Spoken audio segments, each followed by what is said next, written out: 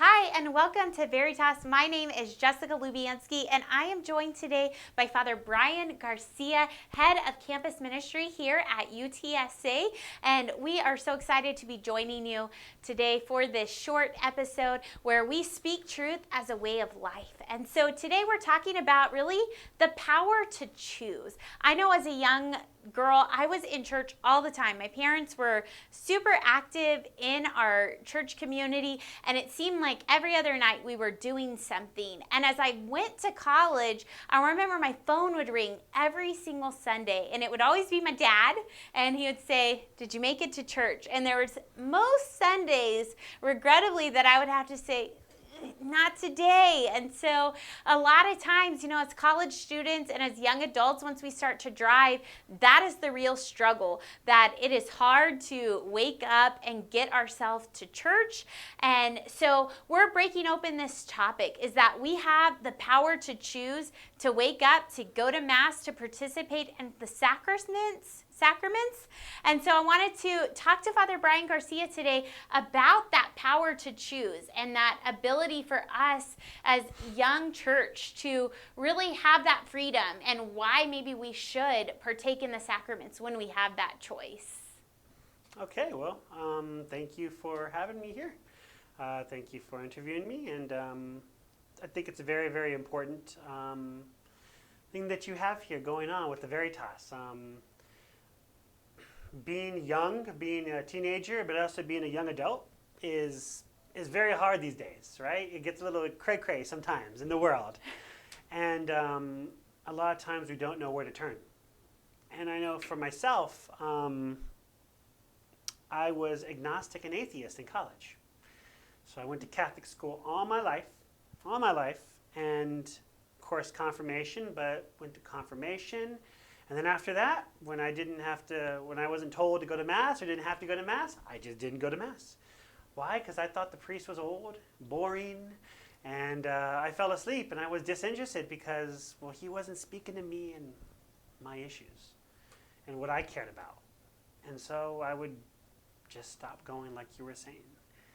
And it was not until an experience actually here at UTSA where I kind of had that heart-to-heart conversation with God and with Jesus when I went to the tabernacle, and I actually hit the tabernacle.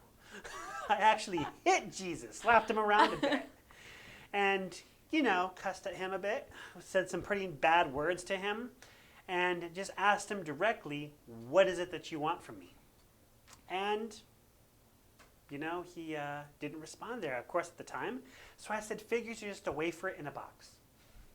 And so I walk away, and a couple of weeks later, when I'm made to go to church, because it's a special day in the church, I'm saying, "This is so stupid, it's dumb, why am I here?" And a warm blanket comes over me, like this feeling, this tingly feeling. And it's a feeling I've never felt before and never felt again. And I remember just feeling so calm and at peace and saying, "I think I can do this for the rest of my life." But was it a struggle? Oh yeah, the struggle was real.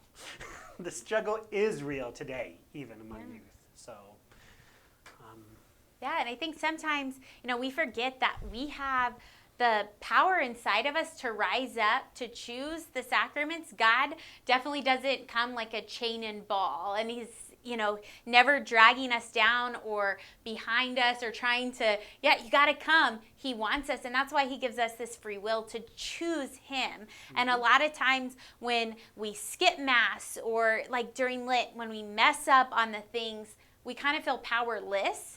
But in fact, we're really powerful, because there's always going to be, the enemy that's trying to persuade us, don't go to Mass, don't do this. But we have a lot of power inside of us that only comes from Christ and from this living bread from heaven that helps us partake and helps us to really live life fully in a way that only he can give us that power. Definitely. And I think there's always this notion that sometimes we're just unworthy. This unworthiness comes out, right? Well, I'm not worthy to do this. Well, I'm such a sinner. I've lived such a bad life. I've done this. I've done that. I've done that. And so we we cut ourselves short from receiving the sacraments, right? How can I go to confession? You know, I don't think Father will ever forgive me for what I've done. I've been a terrible, horrible person.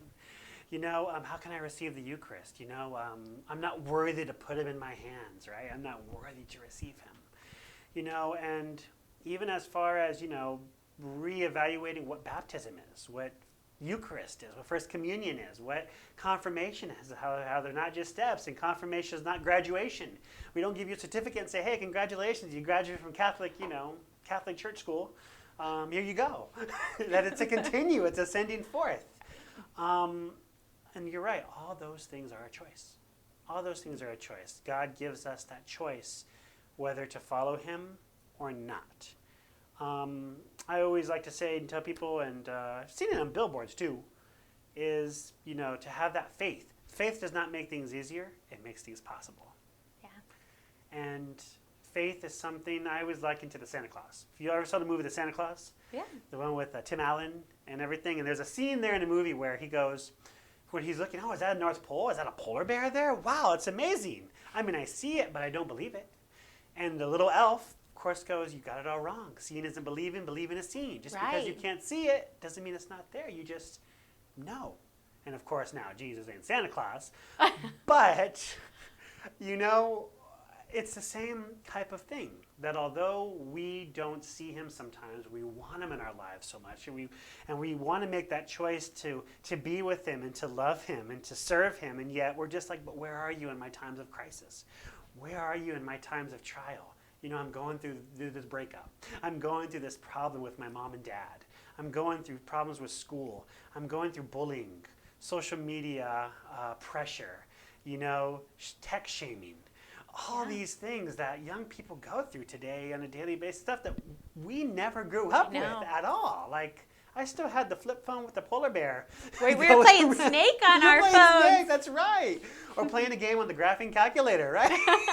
Back in the day. It was all black and white. Like, we didn't deal with technology the way that it is now. You know, you go on Instagram, you go on Facebook, Snapchat. Those are all struggles too. Like, they're digital struggles, but rumors get started that way. Exactly. And it just hurts, and it hurts, and it hurts. And so where do I turn? Where's God in that moment? And it's that choice that we have to make. But of course, we're never alone in that choice, right? Yes, and that we're never alone. And part of what you do is here at UTSA is an accountability program, I would say, because Jesus didn't walk alone. That's why he had 12 apostles. He knew that he couldn't, you know, continue to build the kingdom. I mean, if he really wanted to, he could, but he knew that this community would go and stretch out to a community of believers. And so I think it's so important that if you are a young person is involved in college, get involved in your campus ministry. Or if you're still in high school, find a ministry that you can be a part of to help hold you accountable, because it's so much better to go into a church and look and see someone I know and there's that warmth, kind of like you talked about that warm blanket. It's that comfort that you have. And so I'd like to ask, what are you doing here at campus ministry at UTSA right now? So I'm the I'm the campus minister for UTSA, but also of Texas A&M San Antonio. And so I got two campuses here. And pretty much what we're doing is a lot of social media stuff. You know, on Instagram, I have an Instagram. And so during the summer, I did a reflection every single day on just the readings for those, and it's connected to our Facebook. We had a series during the summer called Finding God in All Things, and it was a 6-part series from a lot of a team that was here, a campus ministry team here for the Archdiocese, and each of us took a different aspect of finding God in nature, finding God in media, finding God in beauty, finding God in yourself, and all these different parts about finding God. And then right after that, I did a 2-part series of the breakdown of the Mass. The first part was from the sign of the cross all the way to the creed and why we do it and the history about it. And then the second part was from the Eucharistic prayer all the way to the sending forth and why do we do it and the history about it, because I think it's a good catechesis name too. We've been having adoration. So like tonight on Wednesday, Wednesday here, as you're seeing this, you know, we have adoration at 5, Mass at 6, and then we're going to have a little barbecue at 7. But during the year, we have daily Mass at 6 o'clock. We have adoration and confessions at 5, praise and worship music with that too. We have great musicians here at UTSA. And of course, we just have a great team here at UTSA. And so we also like hearing from the students. We like engaging with them. We like talking to them, because here's the thing that you realize about prayer. Because prayer is very, very important, but something that we all don't do sometimes. Like, I admit, I slack on it. It's usually the it. first thing we cut out. If we have a busy day, that's right. That's what we cut. We don't have time for prayer right now. I mean, we have to pray because we have to, right? That's kind of what we go to. But one thing is, we're all cut from a different cloth. Jesus did not make us the same at all. And so, and part of that prayer is, we look at media. We look at people like Bishop Barron, Father Mike Schmitz, Father Dwyer from Busted Halo. And, we look at all these people and all these leaders and say, oh, let me try how they pray. And then when we try to pray, it doesn't work. And we get disappointed. We get isolated. We get discouraged. Well, what am I doing wrong? Why am I not feeling the same way they are? And the fact is, we're all different. We all pray differently. And so it's a matter of bringing that prayer life, of empowering these young people who are going through their life, right? Their young life. Because in their 20s, from the 18 to 29 is a lost time period. It's a struggle between 18 and 29-year-olds. That's when we lose the most people. And you hear parents all the time, I'm sure. In your experiences, you hear people all the time going, well, how do I get my kid back to church? No. How do I bring my 19-year-old, 20-year-old back to church? He doesn't believe in God anymore.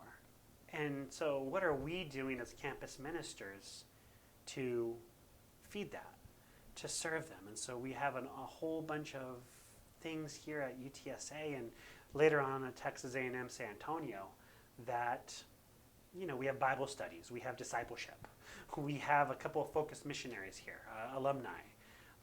We have all these resources that these students can take. But of course, like we were talking about, it's a choice. We can't force them to accept these things. We can't force you to accept Jesus. I just invite, whenever we have adoration, I always say, Jesus is live and in person, right here. You have a chance just to talk to him. Say, what's up, Lord? How's it going? It's been a while. Let me tell you about my thoughts. Let me tell you about what I'm going through. And then just being quiet and just listen. Yeah. But it's a choice. So that's kind of some of the things that we're doing. Of course, we're always thinking of more and more because we got to keep up with the times.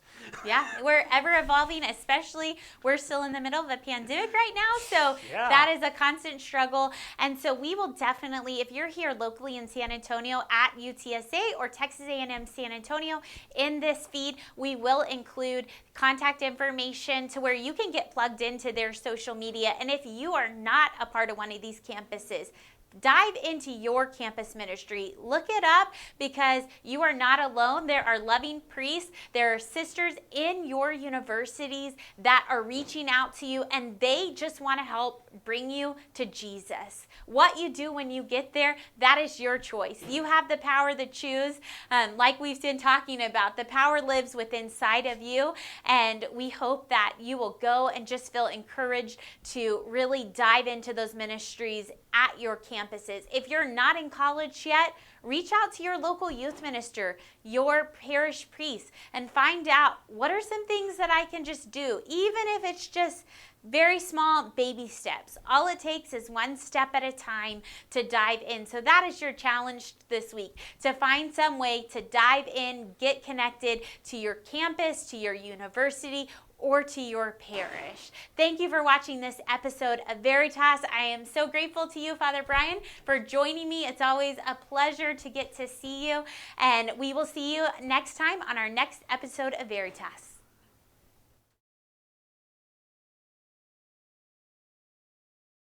Welcome to Veritas. This is another episode. For more videos like this, follow Today's Catholic on the YouTube account.